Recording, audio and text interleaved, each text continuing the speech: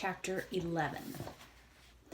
We made a bare beginning that first afternoon. The doctor watered the boys and said the measles cases could handle fried chicken. They were easy to locate because of the scabs. I'll say this for Delphine. Once she turned back her sleeves, she went to work. She never worked that hard before, and I can witness that she never worked that hard again. But when she set her mind to something or lapsed into French, you just as well get out of her road. She left Noah to me, and I wondered if it was modesty. I had to get him out of the underwear he had on. That suit of underwear could have just about stood up by itself. Delphine gave Noah a wide berth and ministered to the others. When we had to leave, I turned away to give her a moment with him if she wanted it. He wasn't clean enough to kiss, not to mention the witnesses, but she didn't tarry, so I couldn't tell if she loved my brother or not. She drew down her veils, and we slogged out of the tent. I'd have thrown my boots away if I'd had another pair. On our way back to the summer kitchen, I wouldn't have minded riding up beside Dr. Hutchings for the pleasure of his company, but I made sure Delphine rode up there beside him instead. He needed a little starch in his spine, and she was the one to put it there. Sure enough, she lectured him at length about the passes we'd need every day now. There was a nip in the evening air, so she spoke out about blankets for the boys.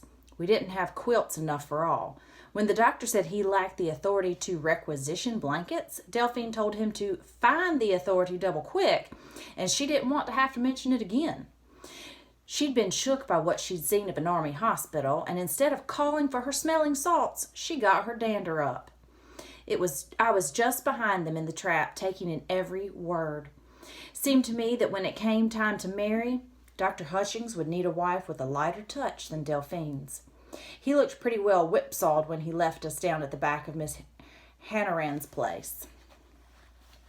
We lived in the summer kitchen throughout our time in Cairo. The widow Hannaran wanted $7 a week from us, and she wanted it up front. She sent her handyman down to collect our rent that first evening. $7. There were houses all over Grand Tower you could buy outright for $7, and they'd throw in the fencing and dig you a well. But then Miss Hannaran was a rich woman, and the rich didn't get that way by giving you a bargain. As we kept being told, we were lucky to have a roof over us. I, for one, had never lived in such luxury as the summer kitchen had all the... I, for one, had never lived in such luxury as the summer kitchen had all the city conveniences. The pump was just to one side of the porch and the privy just to the rear. The big iron stove inside heated water for our laundry and to wash ourselves. It took the chill off the evenings, and I was to fry up a deal of chicken, though many a night once we got Dr. Hutching to requisition the chickens, and the stove would. The beds were draped with mosquito bars and were comfortable enough if you were as tired every night as we were, and beneath them a chamber pot apiece, china ones.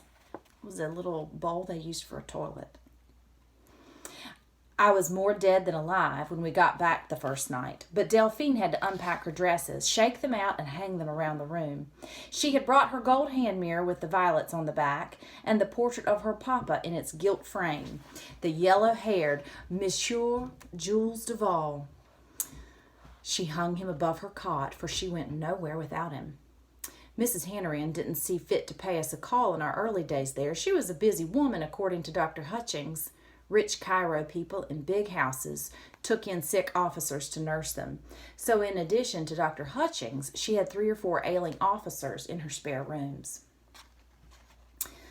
One of them was from U.S. Grant's personal staff. These invalids lolled in starched sheets, seen to by servants, while the regular soldiers slept on the cold ground in their filth. But then if there was justice in this world, you wouldn't find it in Cairo. And if you ask me, some of them officers were none too poorly. They sat out on the gallery of an evening, smoking their El Sol cigars and drinking from small silver cups, and I doubt if it was medicine. Our days at Camp Defiance overlap in mind, but each day Noah was stronger, tottering, then helping out, then growing restless. We wanted to get them all on their feet, at least well enough to carry their own slops and feed themselves. We only lost one, a boy from up around Belleville, and he was too far gone when we got there. He starved to death because he couldn't keep anything down. Delphine spoiled 2 of her dresses trying to feed him. You wouldn't have known her.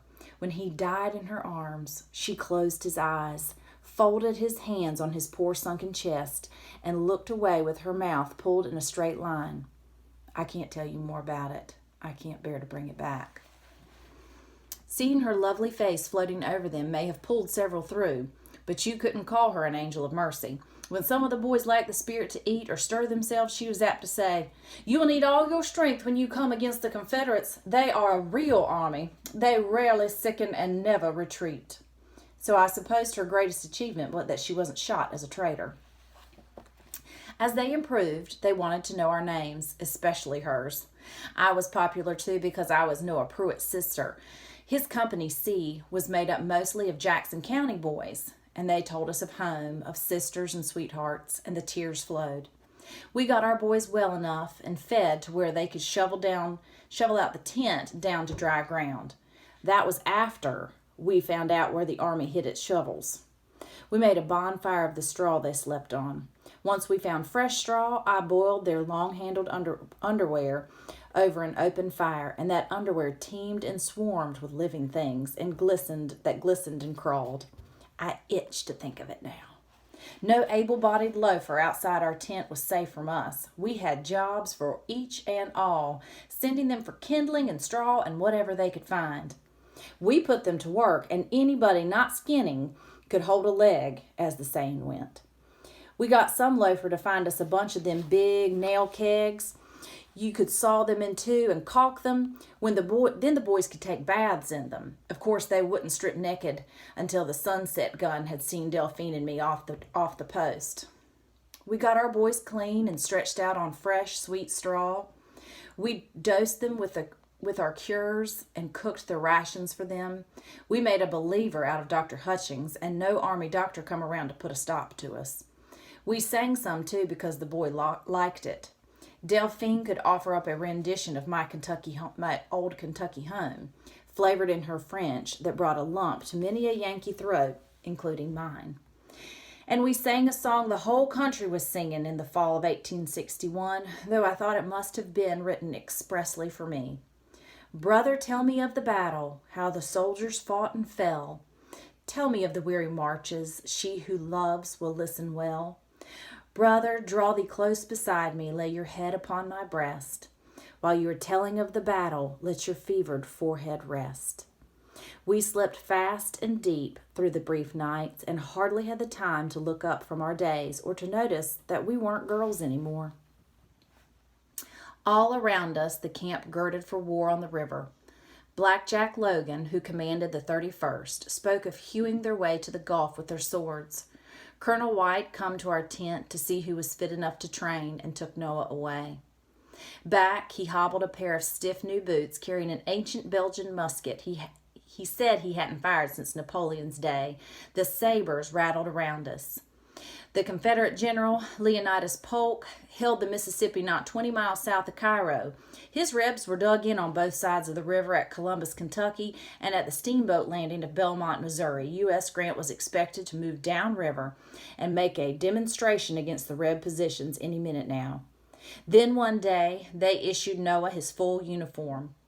It was so shoddy that Delphine said it would melt in the first rain, and it was so big on him, he looked like a little ear of corn in too many husks. But he was ready to fight now, and I braced myself for the attack. It come quicker than I thought, quicker than a striking snake when you least looked for it. And that attack come not at the camp, nor on the river. It come to the summer kitchen.